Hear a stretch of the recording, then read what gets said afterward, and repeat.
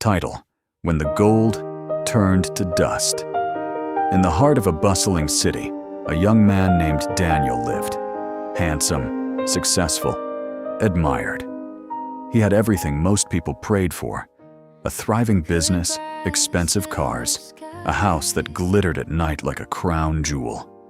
But beyond the polished floors and shining gates, Daniel carried a quiet confusion in his heart. He was in a relationship with 4 different women. Each of them was beautiful in her own way. Each of them said she loved him. Each of them smiled when he walked into a room. But Daniel had a problem. He needed just one wife, and he could not tell who truly loved him and who loved the life he provided. His mother would sigh deeply at the dinner table.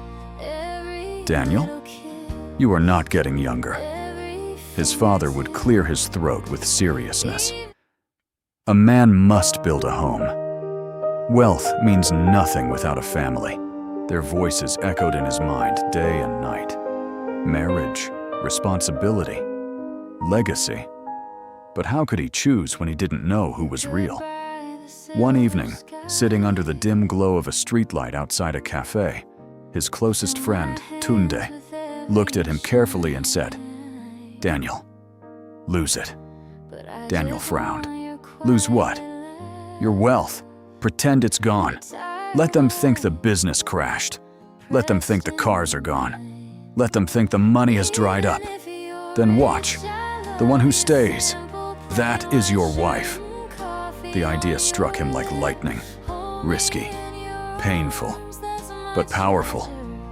Daniel thought about it all night, and by morning, he had made his decision.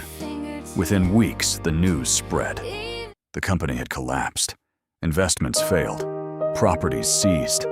Daniel sold his cars, moved into a small apartment on the outskirts of town, wore simpler clothes, became quieter. Then he waited. The first woman called him, panic in her voice. "Daniel, what is happening? Is it true?" When he confirmed it, her tone changed. Slowly, subtly. She became busy, harder to reach. Soon, she was gone. The second tried to encourage him at first, but after a few weeks of no luxury dinners and no glamorous outings, she whispered one evening, "I didn't sign up for struggle." And she left too. The third stayed a little longer, but her love came with complaints. "You need to fix this quickly. I can't live like this. My friends are asking questions." Eventually, she faded away like smoke. 3 gone. Daniel's heart broke each time, not because they left, but because their love left with his money.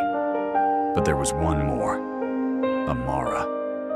She didn't ask about the cars. She didn't ask about the business. The first night she visited his small apartment, she looked around the bare room and then looked at him. "Are you okay?" she asked softly. Daniel expected anger, disappointment, fear.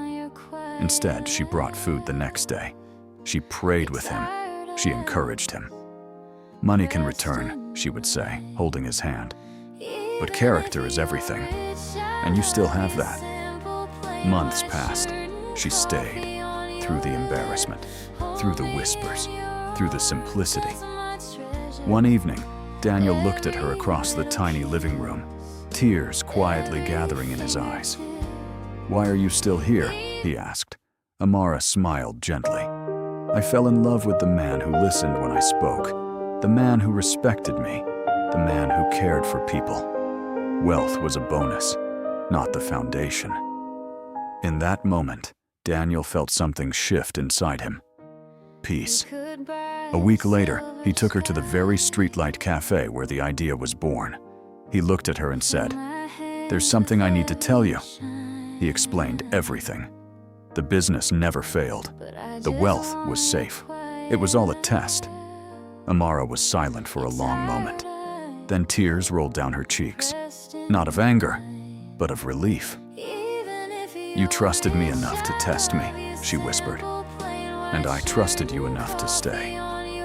Daniel knelt there under the soft evening glow. "Will you marry me? Not because I have wealth, But because I now know you would stay even if I didn't. She said yes. When Daniel finally introduced his bride to his parents, there was no confusion in his heart anymore. The cars returned, the house lights shone again, the business reopened publicly.